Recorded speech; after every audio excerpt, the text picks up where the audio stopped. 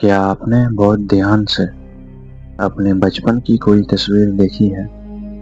शायद तस्वीर में एक छोटा सा बच्चा है, लेकिन आज जब आप खुद को आईने में देखते हैं तो वह चेहरा कहीं दिखाई नहीं देता। वह शरीर बदल गया, चेहरा बदल गया, कद बदल गया, आवाज बदल गई, सोच बदल गई, पसंद और नापसंद भी बदल गई। फिर भी एक अजीब बात है, हम ये नहीं कहते कि तस्वीर में कोई दूसरा व्यक्ति था। हम कहते हैं ये मैं हूँ जब मैं छोटा था। लेकिन सवाल यही है, अगर शरीर इतना बदल गया तो फिर वह कौन है जो बचपन से लेकर आज तक खुद को एक ही में मानता आ रहा है? इसी सवाल को समझने के लिए एक बहुत सुंदर उदाहरण सांप का है। सांप समय समय पर अपनी पुरानी त्वचा या फिर चमड़ी छोड़ देता है और उसके शरीर पर पुरानी त्वचा रहती नहीं, वह पीछे छूट जाती है और सांप आगे बढ़ जाता है। इंसान बिल्कुल उसी तरह अपनी पूरी त्वचा एक साथ नहीं छोड़ता, लेकिन हमारे शरीर में भी लगातार बदलाव चलते रहते हैं। हमारे शरीर की बहुत सी कोशिकाएं समय के साथ बदलती और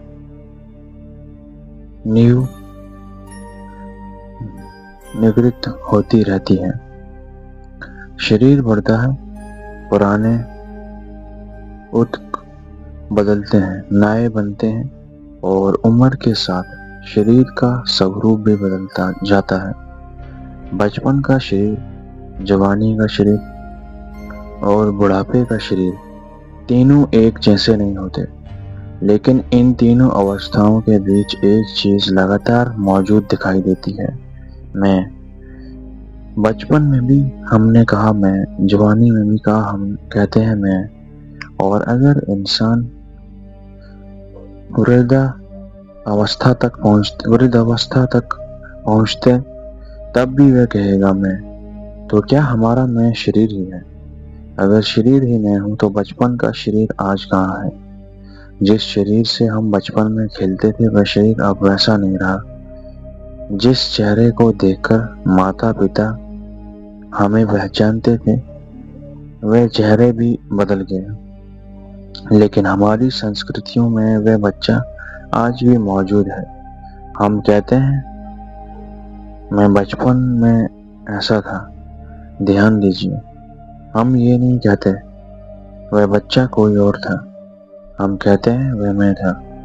यहीं से आत्मचिंतन का एक बहुत गहरा दरवाजा खुलता है। शायद सवाल शरीर के बदलने का नहीं है, सवाल ये है कि बदलते हुए शरीर को देखने वाला कौन है।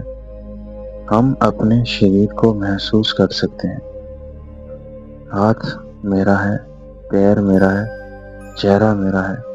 हम कहते हैं मेरा शरीर, लेकिन जब हम कहते हैं मेरा शरीर तो भाषा अपने आप एक छोटा सा संकेत देती है।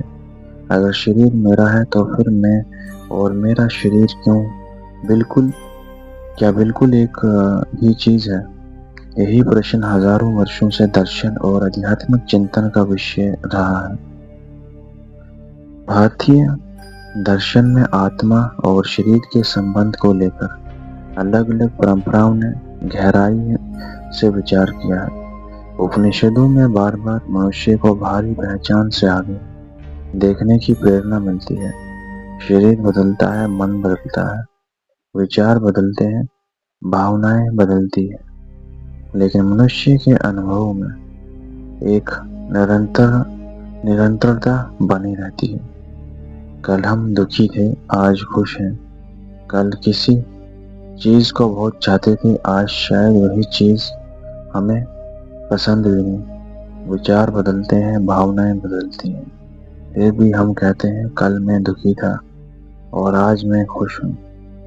यहाँ एक और सवाल पैदा होता है, अगर विचार बदल रहे हैं तो क्या मैं विचार हूँ? अगर भावनाएं बदल रही हैं तो क्या मैं भावनाएं हूँ? अगर शरीर बदल रहा है तो क्या मैं केवल शरीर हूँ या फिर इन सब बदलावों के पीछे कोई ऐसी चेतना है जो इन बदलावों को अनुभव कर रही है। अब यहाँ थोड़ा सावधान होना जरूरी है। इसका मतलब ये नहीं कि विज्ञान ने निश्चित रूप से साबित कर दिया है कि शरीर से अलग कोई अमर आत्मा वैज्ञानिक रूप से मापी जा चुकी है। यह एक आध्यात्मिक और दार्शनिक प्रश्न है।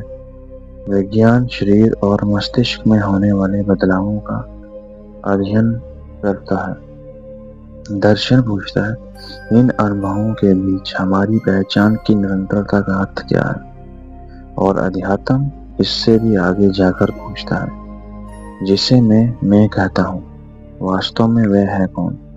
शायद इसी कारण ध्यान की परंपराओं में बार बार स्वयं को देखने की बात कही जाती है। अपने विचारों को देखो, अपनी भावनाओं को देखो, अपने शरीर की संवेदनाओं को देखो, लेकिन केवल देखने के बजाय ये भी पूछो, इन सब को देखने वाला कौन है? मान लीजिए अभी आपके मन में कोई विचार आया, फिर कुछ सेकंड बाद दूसरा आया। पहला विचार चला गया, दूसरा आ गया। भावना आई, कुछ देर रही, फिर चली गई। शरीर में संवेदना हुई, फिर बदल गई।